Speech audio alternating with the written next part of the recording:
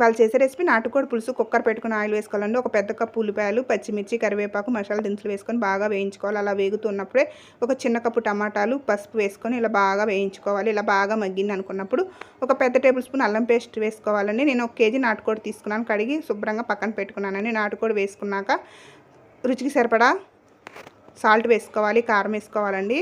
ధనియాల పొడి వేసుకొని ఒక 5 నిమిషాల పాటు మూత పెట్టకుండా ఉడికించుకోవాలండి. ఒక గ్లాసు వాటర్ పోసుకొని మూత పెట్టుకొని 4 విజిల్స్ వచ్చే వరకు ఉడికించుకోవాలండి. మనకి ఒక గ్లాస్ వాటర్ పోసుకుంటే మనకి ఈ పులుసు గ్రేవీ బాగుంటుంది.